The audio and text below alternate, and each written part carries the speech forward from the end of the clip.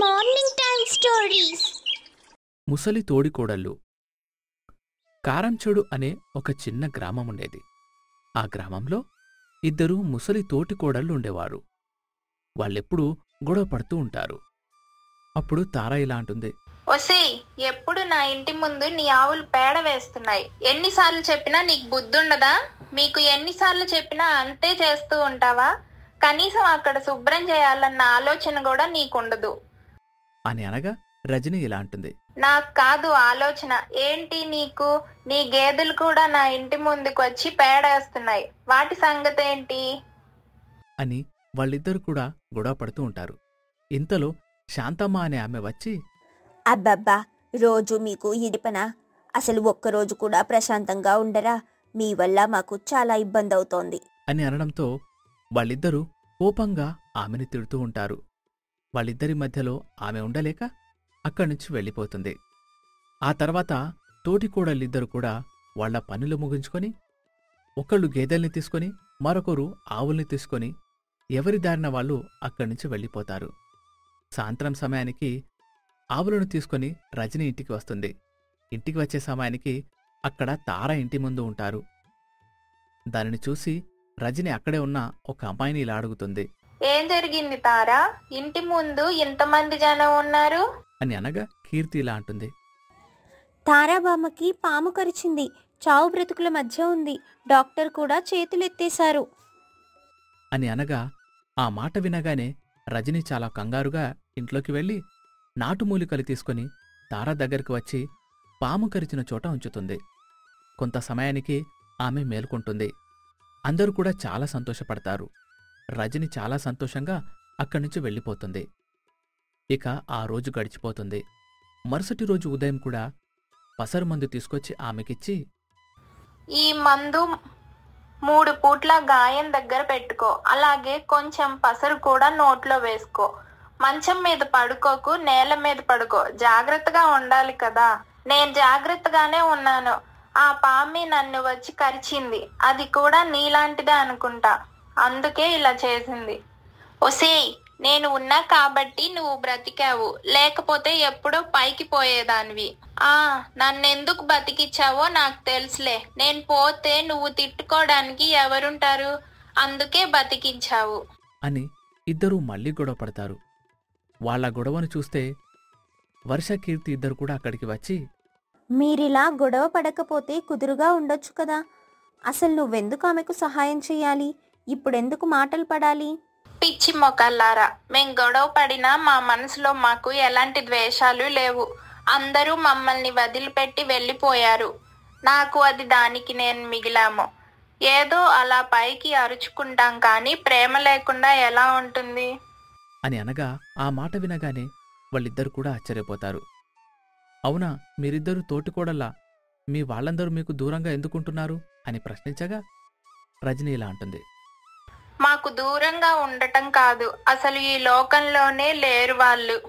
దేవుడి దగ్గరికి వెళ్ళిపోయారు అంటూ ఏడవడం మొదలు పెడుతుంది. దాన్ని చూసి సితారని ఓదారుస్తుంది. బాధపడకండి బామ్మ. అసలేం జరిగింది?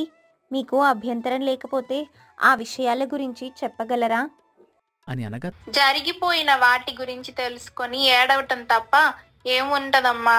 అయినా మీరు తెలుసుకొని ఏం చేస్తారు చెప్పు? మా రాతలు బాగోలేదు అంటూ చాలా బాధగా అక్కడ్నుంచి వెళ్ళిపోతుంది. దాన్ని చూసి కీర్తి, వర్ష కూడా అక్కడ్నుంచి వెళ్ళిపోతారు. ఆ రోజు గడిచిపోతుంది. మరుసటి రోజు ఉదయం కీర్తి, ఇన్ని గొడవలు పడుతున్నా వీళ్ళు భలేగా కలిసుంటున్నారు. వాళ్ళ వెనకాల చాలా పెద్ద కథే ఉంది. అది కూడా బాధతో నిండిన కథలాగా ఉంది. అదేంటో మాత్రం వాళ్ళ నుంచి తెలియడం లేదు. అదేంటో ఖచ్చితంగా తెలుసుకోవాలి. ఖచ్చితంగా అదేంటో తెలుసుకుందాం. తారాబామ్మ ఇప్పుడు ఒంటరిగా ఆవుల దగ్గర ఉంటుంది. ఇదే మంచి సమయం. ఏదో ఒక రకంగా ఆమెతో మాట్లాడి వాళ్ళ కథేంటో తెలుసుకోవాలి అని అనుకుని ఆమె దగ్గరకు బయలుదేరుతారు. అక్కడ ఆమె ఆవుల దగ్గర ఉంటుంది. ఆమె దగ్గరికి వెళ్ళి కొంతసేపు మాట్లాడి ఆమె యొక్క గతాన్ని తెలుసుకునే ప్రయత్నం చేస్తారు. ఆ సమయంలోనే తారా ఏడుస్తూ తన గతాన్ని చెప్పడం మొదలు పెడుతుంది. నా భర్త పేరు శ్రీను. నా పేరు సితార. నా తోటి కోడలి పేరు రజని. ఆమె భర్త రమేష్. మేము నలుగురం కలిసి ఒక ఇంట్లోనే కాపురం ఉండేవాళ్ళం. మా అత్త మామ మమ్మల్ని ఎంతో బాగా చూసుకునేవాళ్ళు. అక్కడ మేము ఎంతో సంతోషంగా ఉండేవాళ్ళం. ఎలాంటి గొడవలు పడేవాళ్ళం కాదు. సంతోషంగా ఎవరి పనులు వాళ్ళు చేసుకుంటూ ఉండేవాళ్ళు. అలా రోజులు గడుస్తూ ఉన్నాయి. ఒకరోజు రజని వాంతులు చేసుకుంటూ ఉండగా నేనక్కడికి వెళ్ళాను. ఏమైంది రజని? ఒంట్లో బాగోలేదా? లేదా ఏదైనా విశేషమా? రజని ఏమో నాకు తెలీదక్కా, నిన్నటి నుంచి నాకు వాంతులు అవుతూనే ఉన్నాయి అని చెప్పింది. అయితే ఒకసారి హాస్పిటల్కి వెళ్దామని చెప్పాను.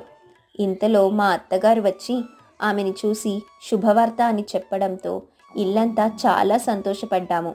అదే విషయాన్ని మా భర్తలకు కూడా చెప్పాము. వాళ్ళు కూడా ఎంతగానో సంతోషపడ్డారు. ఇక ఎప్పటిలాగే వాళ్ళు పొలం పనులు చేసుకోవడానికి వెళ్ళారు. వాళ్ళు పొలం పనులు చేసుకుంటున్న సమయంలో రజని వాళ్ళ అమ్మ మా ఇంటికి వచ్చింది. తల్లి కూతుర్లిద్దరూ మాట్లాడుకుంటూ ఉన్నారు. అప్పుడు శాంతమ్మ పిన్ని, ఓసేయ్, మగబిడ్డని కన్నావంటే నీకు విలువ ఉంటుంది, ఆడపిల్లని కంటే విలువ ఉండదు. నీ తోటి కోడలు గర్భవతి కాలేదు కాబట్టి ఇప్పుడు అందరూ నిన్నే గొప్పగా చూస్తారు. పాపం అక్క చాలా మంచిది, తన గర్భవతి కాలేదని నేనెంతగానో బాధపడుతున్నాను. అందులో నువ్వు బాధపడాల్సిన అవసరం ఏం లేదులే. కానీ దానికి పిల్లలు పుట్టినా పుట్టకపోయినా ముందు నిన్నే అందరూ గొప్పగా మాట్లాడుకుంటారు, గొప్పగా చూస్తారు. ఇంట్లో నీకంటూ ఒక ప్రత్యేకత ఉంటుంది. పెద్ద కోడల్ని ఎవ్వరూ పట్టించుకోరు. ఇదే మంచి అవకాశం. ఇంట్లో ఉన్న వాళ్ళందరినీ నీ గుప్పెట్లో పెట్టుకో. ఏంటమ్మా నువ్వు మాట్లాడే మాటలు? గబుక్కున ఎవరన్నా విన్నారంటే నిన్నెంత తప్పుగా అర్థం చేసుకుంటారో తెలుసా? సితారకి అమ్మా నాన్న ఎవ్వరూ లేరు. అత్త మామని తల్లిదండ్రులు అనుకుంటుంది. వాళ్ళు కూడా తనని అలాగే చూస్తారు. నన్ను కూడా అలాగే చూస్తారు. నువ్వు చెప్పే మాటలు చూస్తుంటే నాకు చాలా చండాలంగా అనిపిస్తుంది. దయచేసి ఇలాంటి మాటలు ఇంకెప్పుడు చెప్పకు. నువ్వు ఇలా ఉన్నావేంటే?